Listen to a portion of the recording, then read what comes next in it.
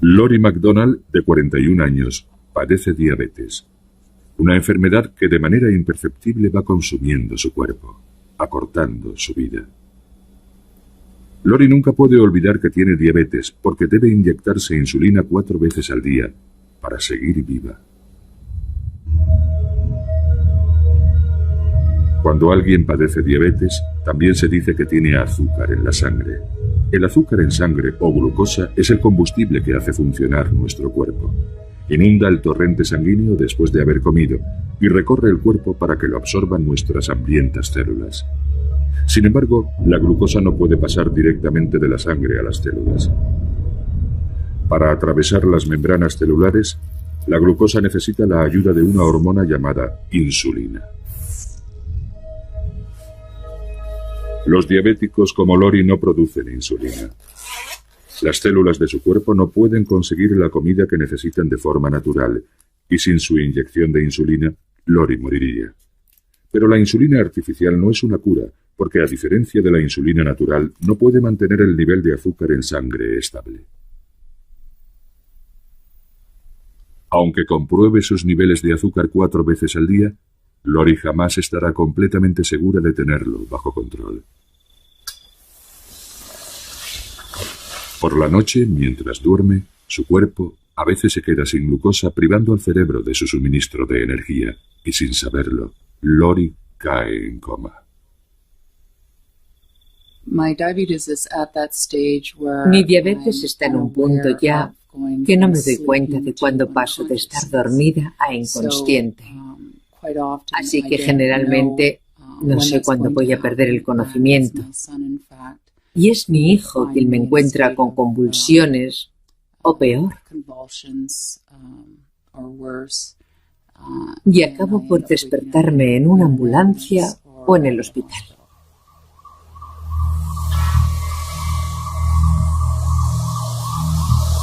La diabetes puede afectar a cualquiera en cualquier momento de su vida. La mayoría de los diabéticos desarrollan esta patología en la edad adulta, pero entre el 5 y el 10% la padecen durante casi toda su vida. Caray, mira esta, mira. Sí, ahí todavía no era diabética. Mira qué pinta tan buena tenía eso. No solíamos comer dulces porque mi madre era diabética y tenía miedo de que, bueno, tú eres la única en la familia que padeces diabetes. Bueno, que padecías, pero por aquel entonces ya tenía miedo de que desarrollaras la enfermedad. Por eso no dejaba que comieras muchos dulces. Tenía 6 años cuando me diagnosticaron la enfermedad. Estaba en un picnic con mi madre y ella reconoció los síntomas al momento. Le pregunté por qué bebía tanto y me dijo que tenía sed. Así que enseguida me preocupé, porque ese es uno de los síntomas de la diabetes, beber mucho. Me asusté bastante. Al día siguiente me llamó el médico y me dijo que padecía diabetes del tipo 1, la peor. Me di una buena panzada a llorar, pero después me serené y, bueno, no quería que Lori notara que había llorado. Ella jamás me ha visto llorar.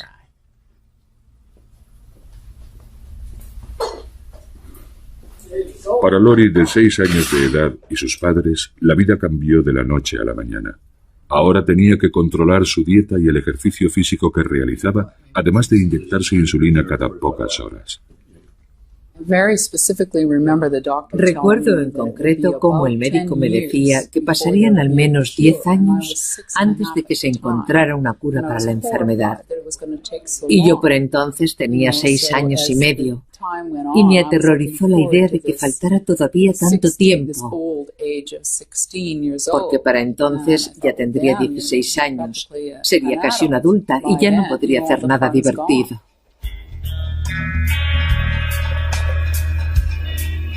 La diabetes se está convirtiendo con gran rapidez en la enfermedad con mayor tasa de mortalidad del mundo. En los últimos 10 años, el número de diabéticos ha aumentado en más de un 30%, y de momento no parece que esta tendencia vaya a cambiar. La principal causa de esta epidemia es el sobrepeso, un problema cada vez más común. Al engordar parece que nuestro cuerpo pierde la habilidad de controlar los niveles de glucosa en sangre. Así es como el 90% de los diabéticos desarrollan la enfermedad y se conoce como la diabetes tipo 2. Sin embargo, el caso de Lori es diferente. Como diabética de tipo 1, no produce nada de insulina. Su cuerpo, posiblemente como consecuencia de algún virus, acabó con todas las células del páncreas que producían insulina.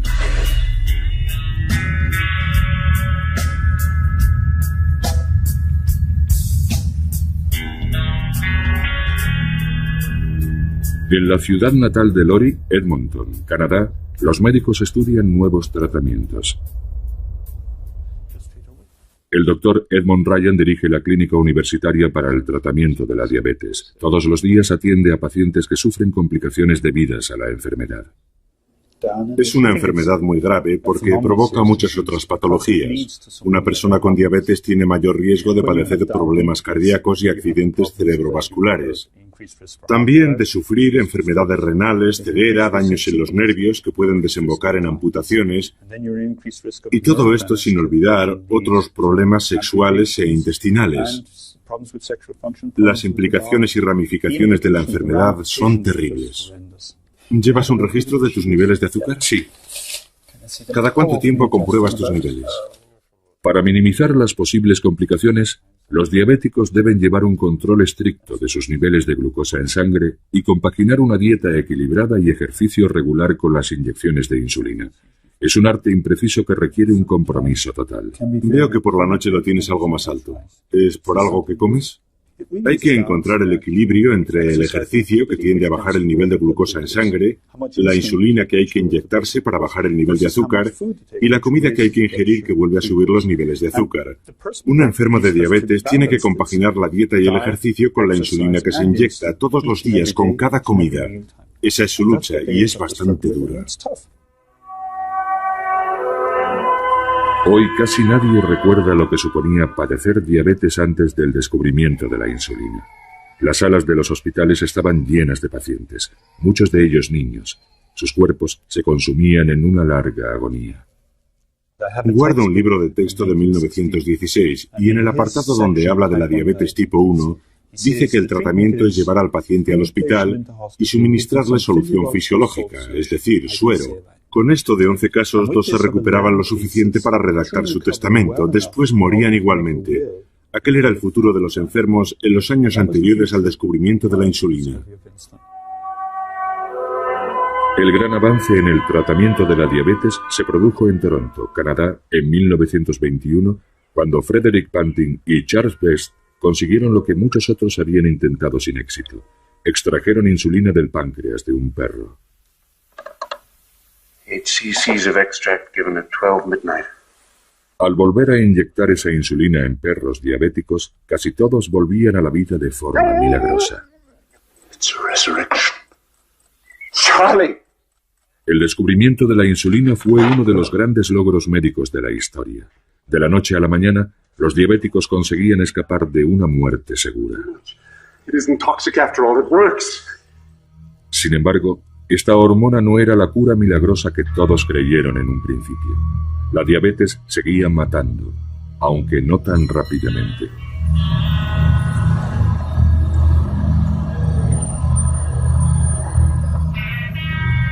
La diabetes no se hereda, pero un niño de padres diabéticos tiene muchas más posibilidades de desarrollar la enfermedad que otros sin ningún caso en la familia. Scott tiene 45 años. Y la diabetes está presente en su familia desde hace 2 generaciones. Este es mi abuelo. Creció en Indiana y desarrolló la enfermedad siendo ya adulto. Fue una de las primeras personas en tratarse con insulina y eso hizo durante un par de años hasta que finalmente murió. Hacía poco que habían descubierto la insulina y se pensó que era la respuesta a la enfermedad. Todavía se desconocía que era bastante más complicado.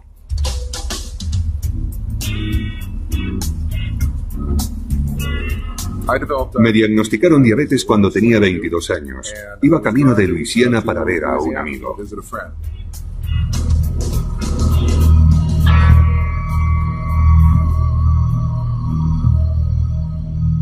Recuerdo que comencé a sentirme mal y mi estado empeoró conforme avanzábamos hacia el sur. Tuvimos que detenernos varias veces para comprar Coca-Cola o algún otro refresco con azúcar. También noté que algo me pasaba en los ojos, porque no veía bien. Aquella noche no pude dormir. Me encontraba tan mal que fui al médico al día siguiente. Una vez en la consulta le conté lo que me había pasado en los 2 últimos meses y me dijo que tenía diabetes. Pero para estar seguros me midió el nivel de azúcar en sangre y el resultado se salía de las tablas. Era superior a 800. Increíblemente alto. Me llevé una gran sorpresa y lo primero que se me pasó por la cabeza fue mi abuelo, que murió de esta enfermedad. Después pensé que jamás volvería a comer dulces y luego que aquello no me gustaba nada. La forma en que yo me enfrento a los problemas es aprendiendo todo lo que puedo sobre ellos, de modo que acabé convirtiéndome en un experto en la materia. Y ahí es cuando comencé a investigar sobre la diabetes. Creo que las personas que no padecen diabetes no nos entienden. Cuando piensan en un enfermo de diabetes, piensan en el fastidio de tener que inyectarse insulina a uno mismo. Pero eso no es lo peor. Cualquier diabético le dirá que uno se acostumbra enseguida. El problema es el control estricto y constante de los niveles de azúcar en sangre, no las inyecciones. Si con ponerse 2 inyecciones al día bastara y no hubiera que preocuparse más por el nivel de glucosa, sería una enfermedad menor. Pero es mucho más que eso, porque si te quedas corto con la insulina, el nivel de azúcar en sangre se dispara y si te pasas, se desploma. En la actualidad uno tiende a mantener los niveles lo más bajos posibles, así que por lo general estamos más cerca de caer en un coma hipoglucémico. Todos los días, diabéticos como Scott se mueven por la fina línea que separa niveles altos y niveles bajos de azúcar. El órgano que depende por completo de la glucosa es el cerebro. Cuando el nivel de glucosa de Scott cae demasiado, su cerebro deja de funcionar y cae en un coma diabético. Pero tener un nivel alto de glucosa en sangre es igualmente peligroso para la salud de Scott. Deteriora su cuerpo silenciosamente y de forma gradual, corroyendo y dañando los vasos sanguíneos que alimentan órganos como los ojos, los riñones y el corazón. Lori lleva casi toda la vida conviviendo con la diabetes. Cuando se quedó embarazada de su hijo Ben, la diabetes y el estrés al que sometió a su cuerpo le dañaron los riñones. Le dijeron que no viviría mucho.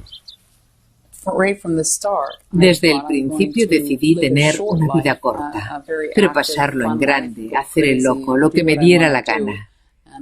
Y después dejar un bonito cadáver. Ese era el plan.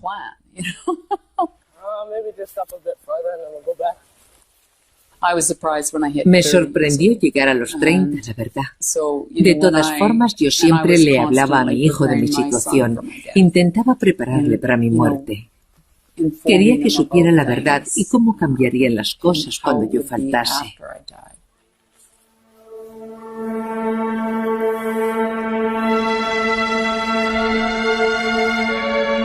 Además de las complicaciones derivadas de su diabetes, Lori luchaba a diario por controlar su nivel de azúcar en sangre. Inyectarse la cantidad de insulina adecuada no es una ciencia exacta, y Lori descubría que a veces sus niveles bajaban demasiado.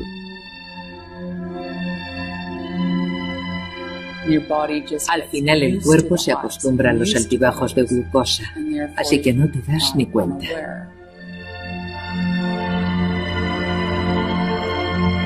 Cuando el nivel de glucosa baja demasiado, la mayoría de los diabéticos se sienten débiles o tienen temblores, pero el cuerpo de Lori no mostraba ningún síntoma. Comenzó a sufrir desvanecimientos debidos a la escasez de glucosa en sangre, convirtiéndose así en un peligro para sí misma y para los demás.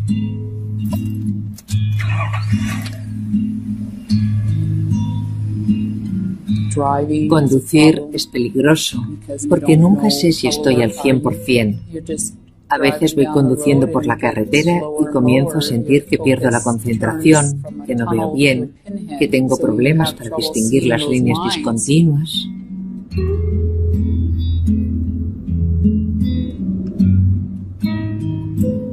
Te olvidas de a dónde vas. No sabes a dónde vas. Porque vas tan concentrada en llevar el coche por tu carril que eso es lo único en lo que te fijas.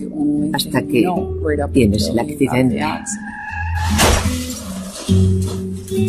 Cuando me encontraron, cuando llegaron la ambulancia y la policía, estaba en una parte de la ciudad por donde nunca iba. ¿Qué hacía allí? No lo sé. Solo seguía las líneas de la carretera. La verdad es que se pasa bastante miedo.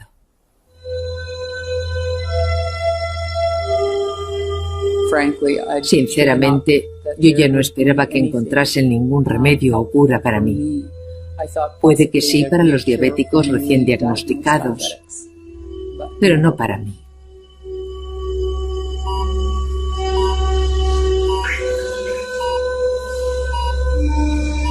Hasta hace poco, el único tratamiento para la diabetes tipo 1, como la que padece Lori, era un trasplante de riñón y páncreas. Si se encontraban órganos compatibles, los médicos reemplazarían sus riñones desgastados por la diabetes y el páncreas defectuoso. Pero los trasplantes de órganos son peligrosos y con frecuencia fallan. Así que los médicos investigan otros procedimientos que no requieran cirugía mayor y que algún día nos conduzcan a la cura.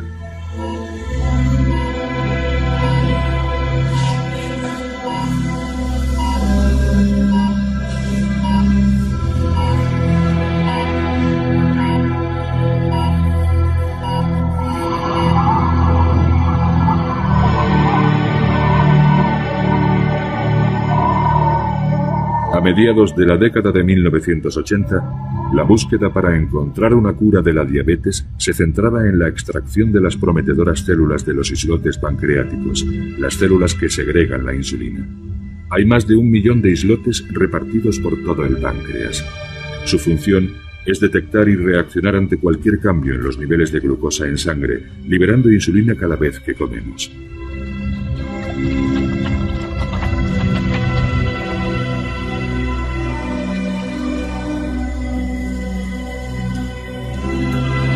En la Universidad de Alberta, en Edmonton, el doctor James Shapiro pensó que las células de los islotes eran la clave para curar la diabetes. Shapiro es cirujano y ha realizado numerosos trasplantes de riñón y páncreas. Sin embargo, los riesgos de la cirugía le parecían excesivos. Además, estaba convencido de que el trasplante de los islotes era un procedimiento más seguro y eficaz. Cuando trasplantamos el páncreas, trasplantamos un órgano que tiene dos funciones. De todo el páncreas, solo el 1 o el 2% de sus células se dedican a producir insulina. El resto, el 99% restante, está compuesto por células que fabrican jugos digestivos que nos ayudan a digerir los alimentos. Así que si trasplantamos todo el órgano, el reto de la operación no reside tanto en unir todos los vasos sanguíneos, sino en lo que pasa después con esos jugos digestivos.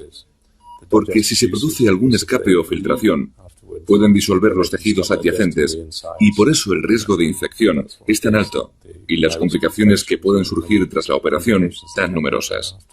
La idea de trasplantar solo los islotes en lugar de todo el páncreas es genial, porque es una forma de librarse de ese 99% de células que no necesitas y que comportan el mayor riesgo en una operación de ese tipo. Además, no hace falta realizar ninguna cirugía, solo necesitas una aguja para colocar las células en el lugar adecuado, así que se trata de una terapia muy atractiva.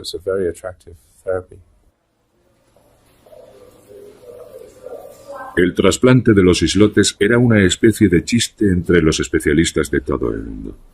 Se había intentado centenares de veces, pero el porcentaje de éxito era de tan solo un 8%.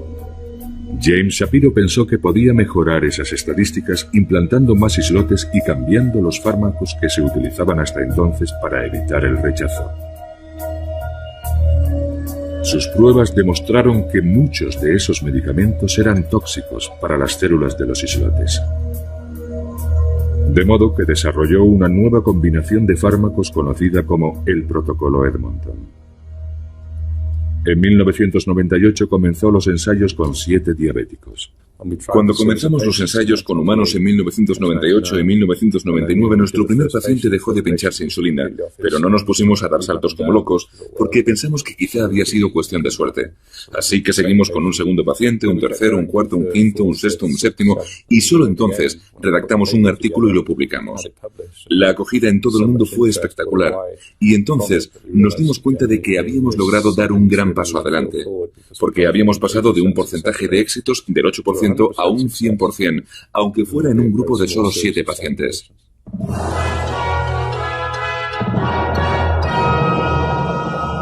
Gran avance en la lucha contra la diabetes.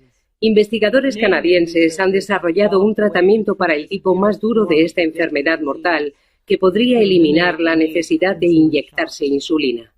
El protocolo de Edmonton era un gran adelanto. Por primera vez, pacientes como Lori tenían una verdadera oportunidad de liberarse de las ataduras de esta enfermedad. Cuando me enteré, me alegré mucho. Pero en realidad no pensé que fuera a funcionar. Porque, bueno, yo ya me había rendido. Así que no me lo tomé muy en serio.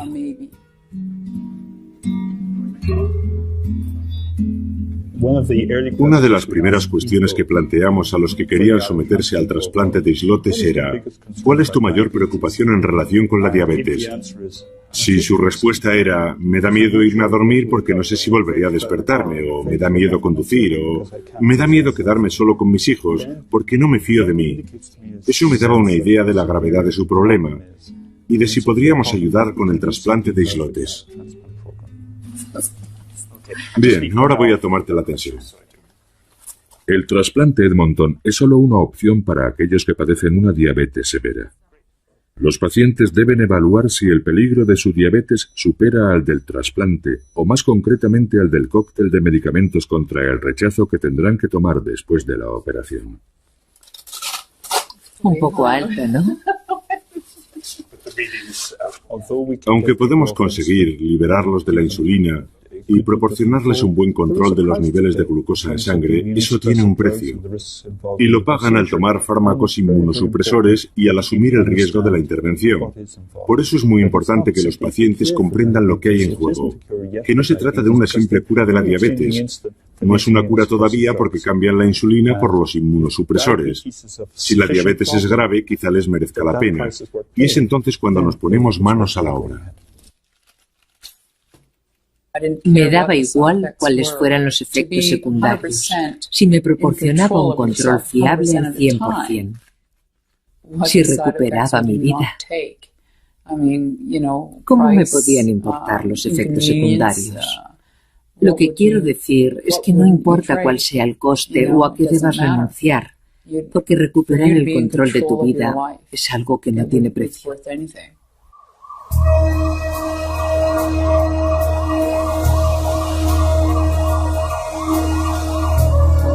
El mayor proveedor de células de los islotes son los accidentes de tráfico con víctimas mortales, pero solo 1/3 de esas personas son donantes, así que el número de órganos disponibles para trasplantes es solo una fracción de la demanda. El doctor Jonathan Leakey es el jefe del laboratorio de aislamiento de islotes de Edmonton. Un páncreas humano contiene hasta 1 millón de células islote, pero más de la mitad se pierden en el proceso de su extracción, de modo que tienen que morir 2 personas para realizar un solo trasplante. Este es un páncreas pequeño. Normalmente son el doble de grandes.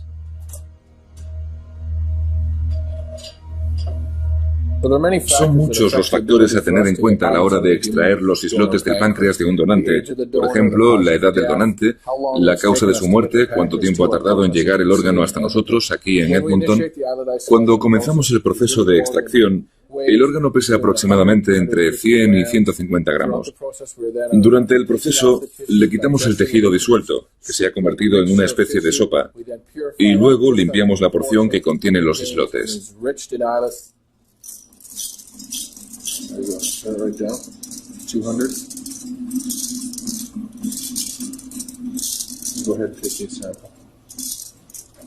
Y al final del procedimiento tenemos solo unos 3 o 4 centímetros cúbicos, es decir, una cucharadita de células que después trasplantaremos al paciente diabético.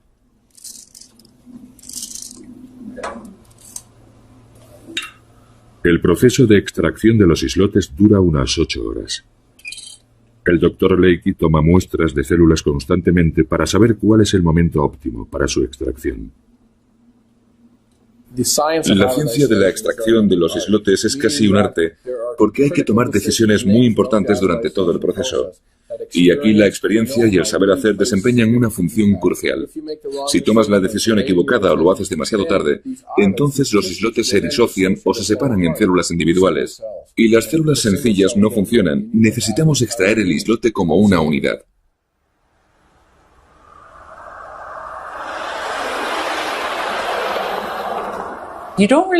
No tienes tiempo de tener miedo, porque te llaman, tienes que hacer la maleta a toda prisa y llegar al hospital lo antes posible. Bueno, ¿lista? No te dicen, bueno, dentro de una semana te haremos el trasplante. Es, ven ahora. El trasplante de islotes pancreáticos es un procedimiento relativamente sencillo. Nada más llegar, suministran a Lori unos fármacos que inhiben su sistema inmunitario antes de que le inyecten los islotes en la vena porta que va al hígado. Todo el procedimiento se hace bajo anestesia local, pero eso no significa que no haya ningún riesgo. Aunque el procedimiento parece muy sencillo y solo necesita anestesia local, son varias las cosas que pueden salir mal. Para empezar, introducimos una aguja en el hígado. Es lo que se llama un procedimiento invasivo, y eso puede producir una hemorragia, o incluso que se formen coágulos en la vena que va al hígado, lo que en raras ocasiones podría desembocar en un verdadero desastre, como un fallo hepático que hiciera necesario un trasplante, o incluso en la muerte del paciente. Así que tenemos que ir sobre seguro, ya que aunque el riesgo es pequeño y lo normal es que no suceda nada, tenemos que estar seguros de que merece la pena arriesgarse.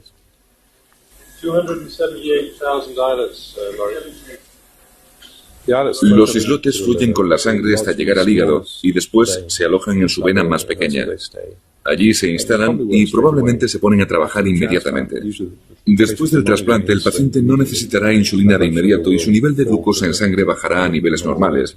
Por eso creo que los islotes funcionan nada más implantarse. También creo que con el paso del tiempo mejora su rendimiento, lo que sucede unos días después de la intervención. De hecho, surgen nuevos vasos sanguíneos alrededor de los islotes y así pueden reaccionar ante el nivel de azúcar en sangre con más eficacia.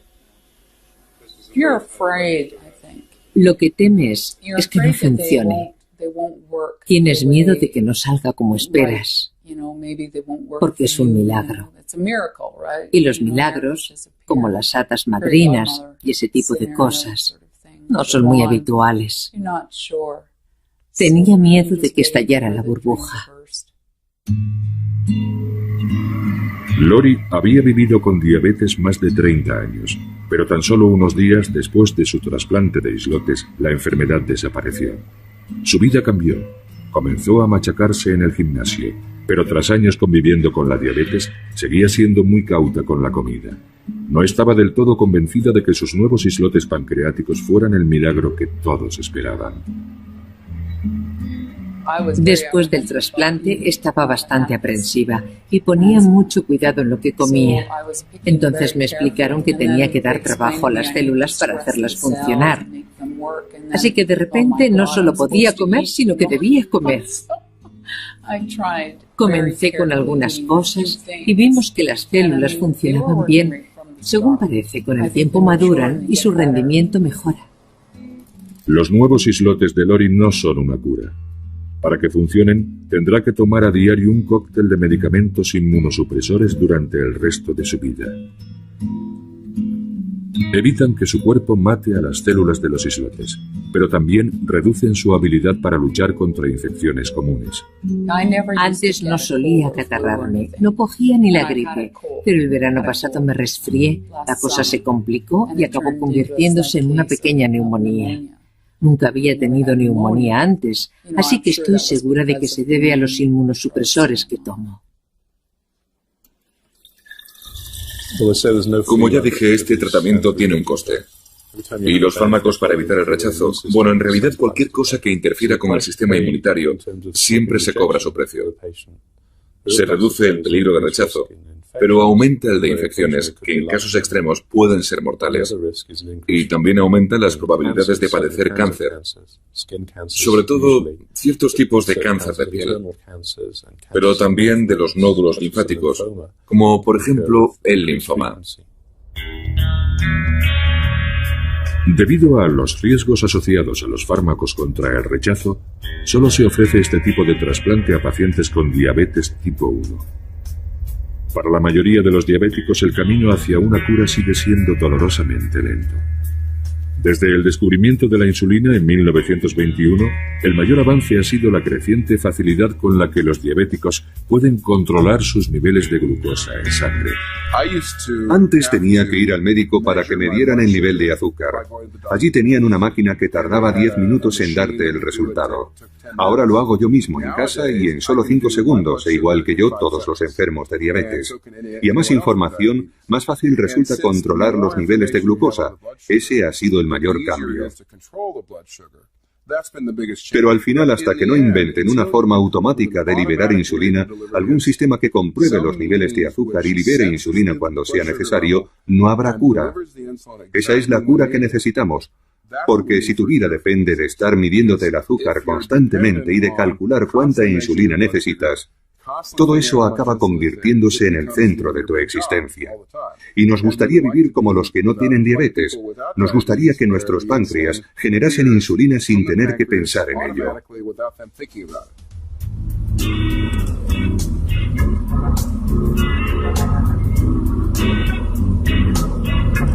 A Scott le diagnosticaron diabetes justo cuando comenzó a trabajar en Wall Street. Gestionaba carteras de valores, pero pronto descubrió que su verdadera vocación era encontrar una cura para la diabetes. Creo que la mayoría de la gente piensa que la diabetes se cura con las inyecciones de insulina, y eso no es cierto. Yo me busqué a alguien que me informó sobre qué se estaba investigando con relación a la diabetes. Me enteré de quiénes iban a ganar dinero con la enfermedad, qué línea de investigación era la más prometedora, y al final me dije, si creo que esto es lo que hay que hacer para encontrar una cura, debería intentarlo yo mismo.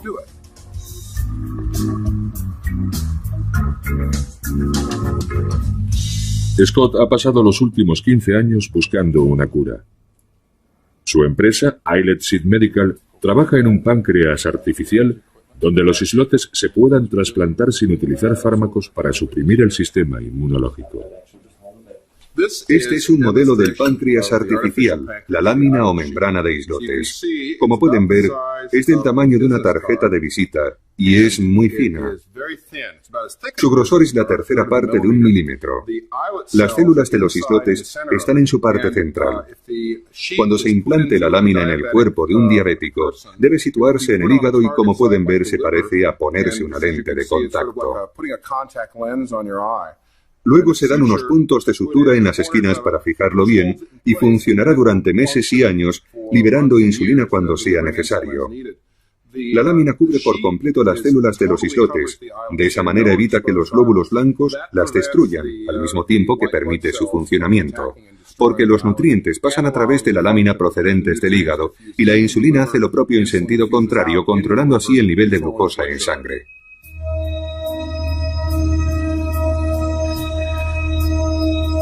Para que la lámina de islotes de Scott funcione, tiene que engañar a nuestro eficaz sistema inmunitario, sobre todo a los glóbulos blancos, que circulan por el cuerpo en busca de cualquier ente extraño.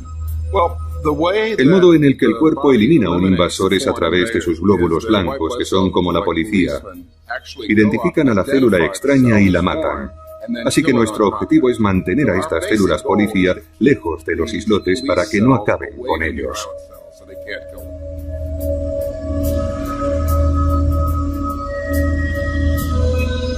Si los glóbulos blancos detectan una sola célula de los islotes, matarán también a todas las que haya a su alrededor. Así que los islotes tienen que estar perfectamente aislados. Sin embargo, no solo los islotes deben eludir la presencia policial. La membrana o lámina de islotes en la que están encerradas las células es un blanco aún mayor para la respuesta inmune. El mayor problema que tenemos que resolver es encontrar un material que nuestro sistema inmunológico no ataque. En general, cuando se implanta algo en el cuerpo, este asume que se trata de algún parásito que quiere matarle, y resulta complicado encontrar una sustancia que no genere este tipo de reacción.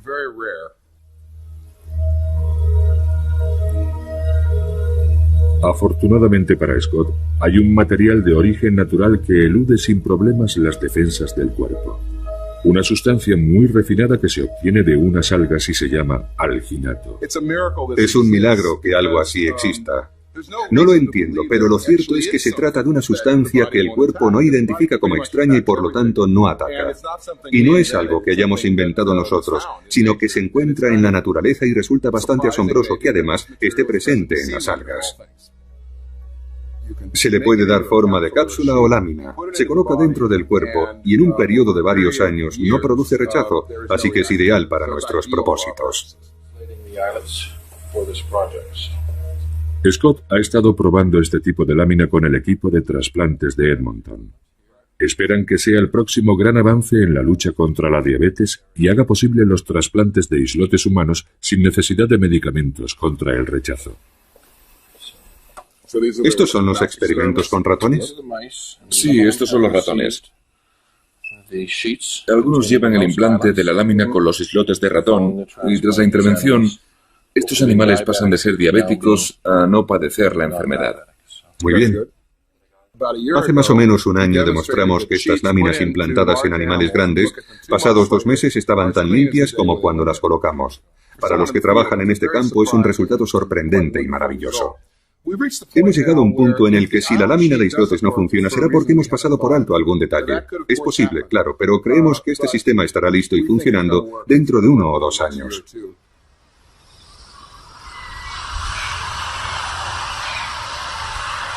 Ahora, el reto para Scott es pasar a los ensayos con humanos. Mientras tanto, su diabetes está consumiendo su cuerpo y la necesidad de encontrar una cura es cada vez más apremiante.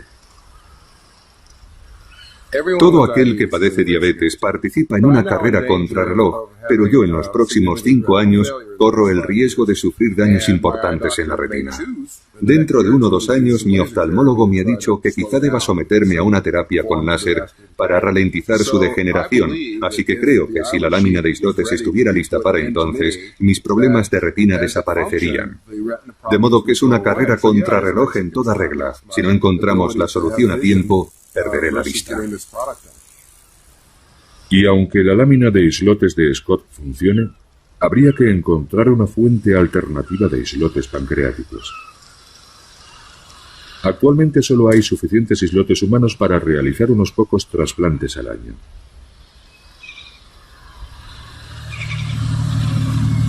Sin embargo, al otro lado del mundo, un médico investiga un controvertido tratamiento que quizás sea la clave para la cura.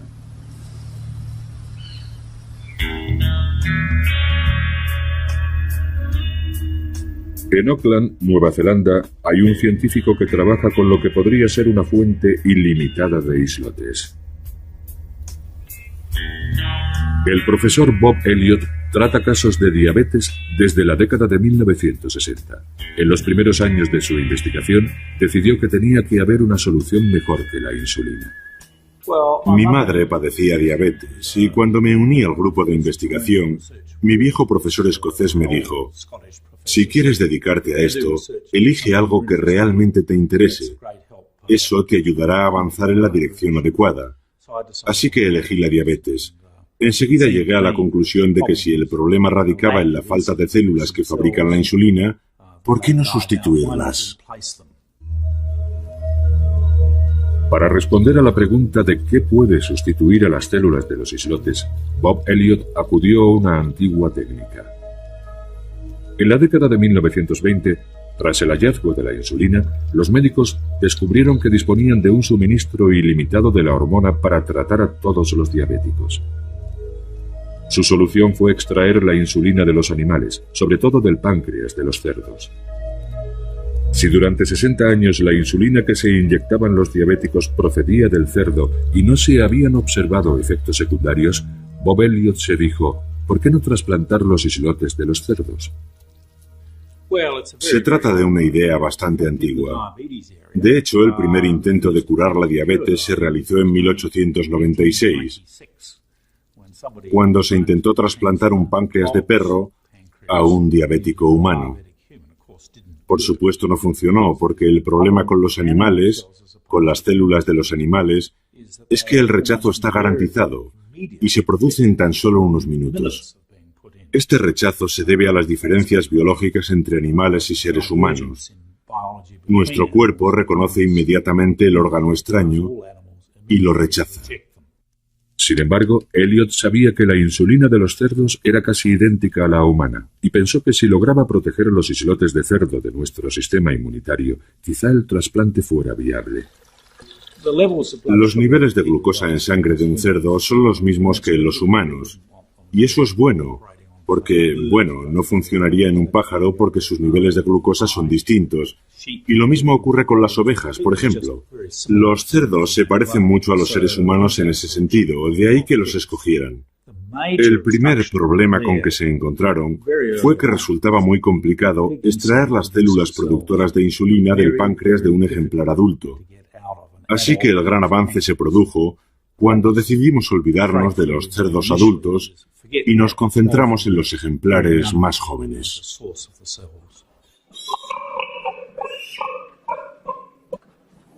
Pero son muchas las personas que no consideran correcto implantar células de cerdo dentro de seres humanos, y el trabajo de Elliot es algo controvertido. El primer inconveniente es que produzca asco, y es algo más común de lo que cabría pensar. Para muchas personas, la mera idea es ofensiva, y lo comparan con algunas prácticas sexuales aberrantes. Sienten que no está bien. Y yo lo entiendo porque mi mujer es una de esas personas. Sin embargo, la mayoría de los diabéticos con los que he hablado no tienen este problema.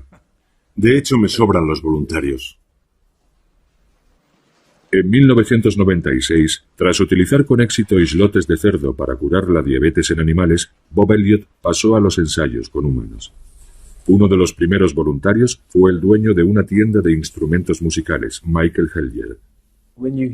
Cuando uno padece una enfermedad tan grave como la diabetes, siempre estás atento ante cualquier tratamiento nuevo. Así que cuando me hablaron de los trasplantes de islotes, enseguida me interesé. Puede que en un primer momento la idea resulte algo chocante, pero si lo piensas bien, no se trata de nada malo. Si padeces diabetes, es una muy buena opción. La insulina de cerdo me ha mantenido vivo, a mí y a millones de personas como yo. Entonces, ¿por qué no utilizar las células productoras de la insulina? Después de todo, son ellas las que se encargan de regular el nivel de glucosa. Se activarán cuando sea necesario y dejarán de funcionar cuando no las necesite. Es lo más parecido a tener islotes propios. En octubre de 1996, Elliot realizó el primer trasplante de islotes de cerdo. El paciente era Michael Hellier. Le introdujeron una cánula a través de la cavidad abdominal y le inyectaron las células de los islotes.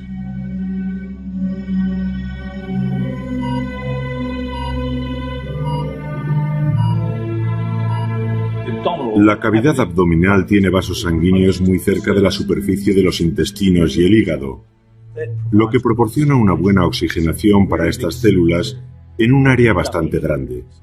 Además, pueden acoplarse en cualquier parte, sobre el hígado y bajo la capa de grasa que cuelga sobre los intestinos, en la pelvis, sobre los riñones, en cualquier lugar. Y cuanto más distribuidas estén, mejor para nosotros. Para evitar el rechazo, las células de cerdo están encapsuladas en alginato. Implantaron un número reducido de células que, según sus cálculos, producirían 1/3 de la insulina que Michael necesitaba. Se parecían a las bolitas blancas de un plato de ñoqui. Eran unas esferas de color blanco muy pequeñas. No empezaron a funcionar hasta 2 semanas después, pero cuando se activaron me proporcionaron el 30% de la insulina que necesitaba. Quizá parezca poca cosa después de todas las molestias que soporté, pero le diré que disminuir la cantidad de insulina que tengo que inyectarme en un porcentaje tan alto reduce mucho las probabilidades de caer en un coma hipoglucémico.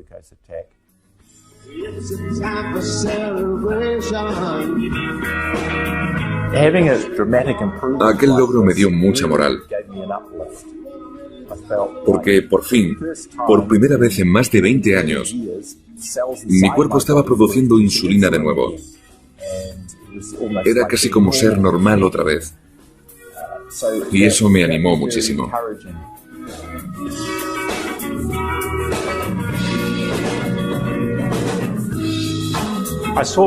Vi en los dos pacientes que habíamos tratado un gran cambio. En su modo de pensar, sobre todo. Tenían una actitud mucho más positiva hacia la vida. Por ejemplo, los dos se casaron un año después de los trasplantes. Y creo que esa es una señal inequívoca de que se tiene esperanza en el futuro. Durante 2 años, los islotes de cerdo proporcionaron a Michael el 30% de su insulina, pero se fueron desgastando gradualmente y ahora ha vuelto a inyectarse la dosis normal. En primer lugar, no le implantamos suficientes células, no sabíamos cuántas serían necesarias, así que pensamos en un número y lo dividimos por 3. Fuimos muy cautos, no queríamos implantar demasiadas células en el primer experimento. De hecho, era la primera vez que se hacía en el mundo, así que fuimos con mucho cuidado. Las células trasplantadas tuvieron que trabajar muy duro, no descansaron. Y sabemos que las células que no dejan de producir insulina día y noche, sin periodos de descanso, se desgastan rápidamente. Bob ha pasado los últimos 5 años mejorando su técnica de trasplante de islotes de cerdo. Sin embargo, el gobierno de Nueva Zelanda, temiendo el contagio de un virus del cerdo al ser humano, ha suspendido los ensayos clínicos.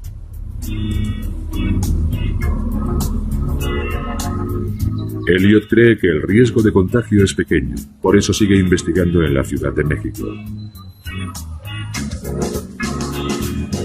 12 pacientes adolescentes recibieron los islotes de cerdo. Se los implantaron en unas cápsulas debajo de la piel. De los 12 pacientes, uno ha dejado la insulina por completo y lleva así 2 meses, sin mostrar señal alguna de necesitarla. De momento, esta paciente está curada. Y eso es asombroso. Es algo que no se había dado nunca antes.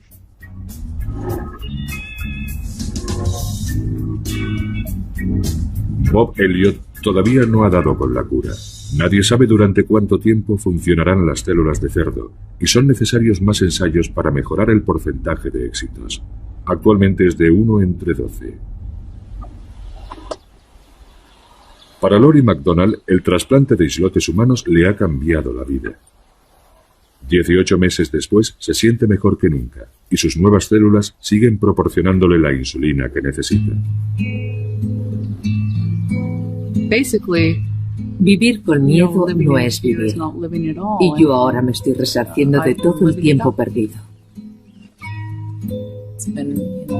Después de más de 1 año sin pincharme y sin tener desvanecimientos de ningún tipo, por fin estoy disfrutando de la vida. Es increíble y sería incapaz de darle un valor, de ponerle una cifra. Pero es como estar de vacaciones de la diabetes. Los pacientes lo llaman cura, pero en realidad no es una cura, porque no vale para cualquier enfermo de diabetes. Lo que sí proporciona a todos es esperanza, porque ven a diabéticos como ellos que han sufrido una intervención menor, que se han librado de las inyecciones de insulina por completo y que además permanecen así durante más de 2 años. De modo que es un gran paso adelante y nos llena de esperanza a todos.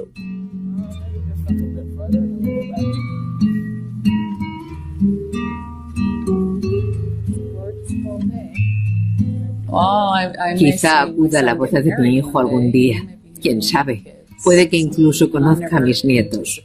Una posibilidad en la que nunca había creído. Pero es posible que ahora viva más años. Y ya sé que hay efectos secundarios, lo sé, porque estoy tomando fármacos nuevos y hay muchas incógnitas. Pero, a pesar de todo, bueno, digamos que voy a revisar mi testamento. Dejémoslo ahí.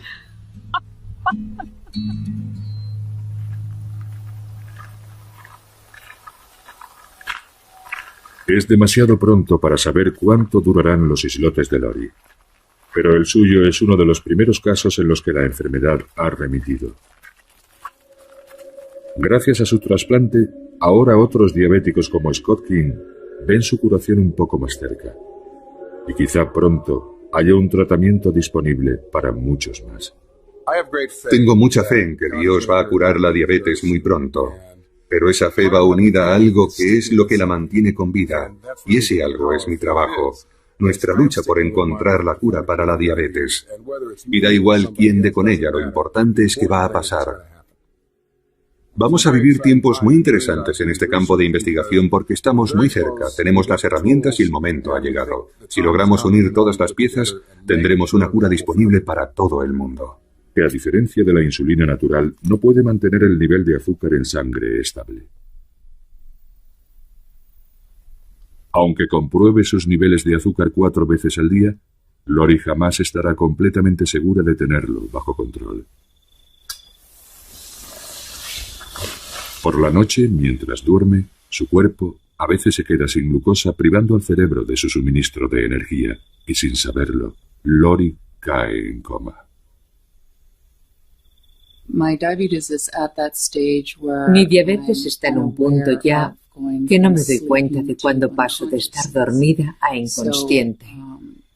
Así que generalmente no sé cuándo voy a perder el conocimiento. Y es mi hijo quien me encuentra con convulsiones o peor.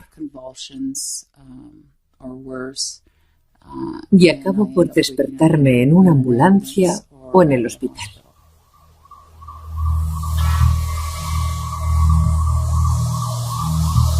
La diabetes puede afectar a cualquiera en cualquier momento de su vida. La mayoría de los diabéticos desarrollan esta patología en la edad adulta, pero entre el 5 y el 10% la padecen durante casi toda su vida. Es como el 90% de los diabéticos desarrollan la enfermedad y se conoce como la diabetes tipo 2.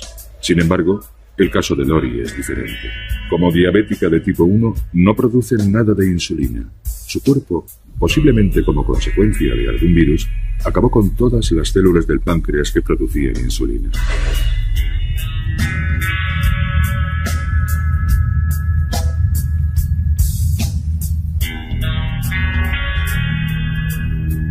En la ciudad natal de Lori, Edmonton, Canadá, los médicos estudian nuevos tratamientos. El doctor Edmond Ryan dirige la clínica universitaria para el tratamiento de la diabetes. Todos los días atiende a pacientes que sufren complicaciones debidas a la enfermedad. Es una enfermedad muy grave porque provoca muchas otras patologías. Una persona con diabetes tiene mayor riesgo de padecer problemas cardíacos y accidentes cerebrovasculares. También de sufrir enfermedades renales, ceguera, daños en los nervios que pueden desembocar en amputaciones, y todo esto sin olvidar otros problemas sexuales e intestinales. Las implicaciones y ramificaciones de la enfermedad son terribles. ¿Llevas un registro?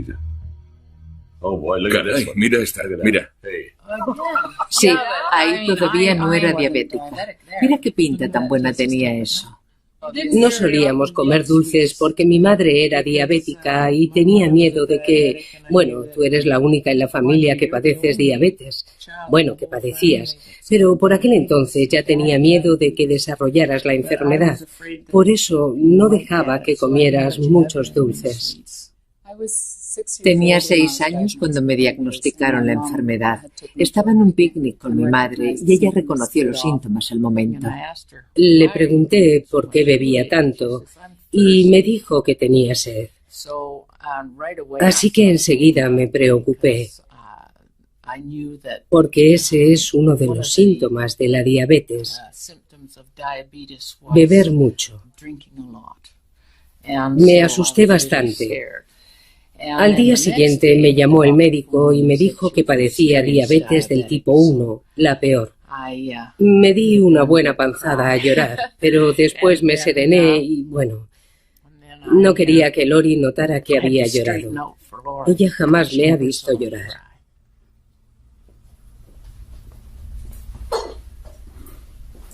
Para Lori, de 6 años de edad, y sus padres, la vida cambió de la noche a la mañana.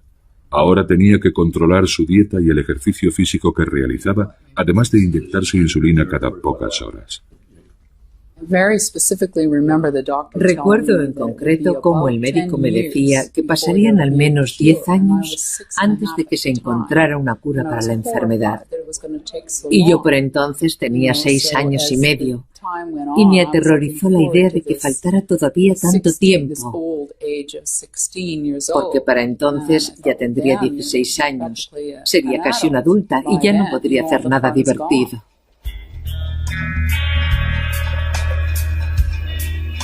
La diabetes se está convirtiendo con gran rapidez en la enfermedad con mayor tasa de mortalidad del mundo.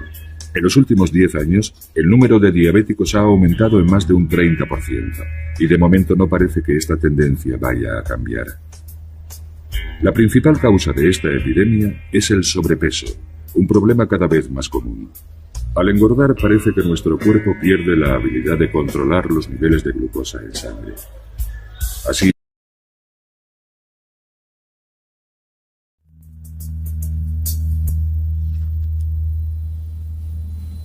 Lori McDonald, de 41 años, padece diabetes, una enfermedad que de manera imperceptible va consumiendo su cuerpo, acortando su vida.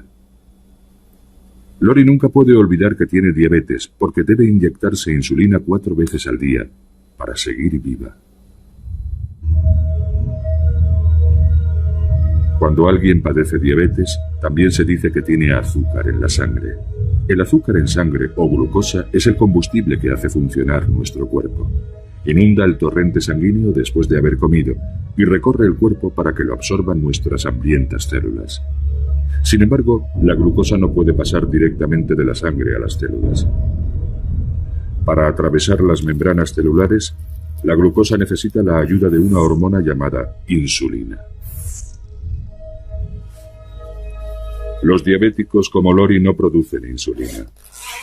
Las células de su cuerpo no pueden conseguir la comida que necesitan de forma natural, y sin su inyección de insulina, Lori moriría. Pero la insulina artificial no es una cura,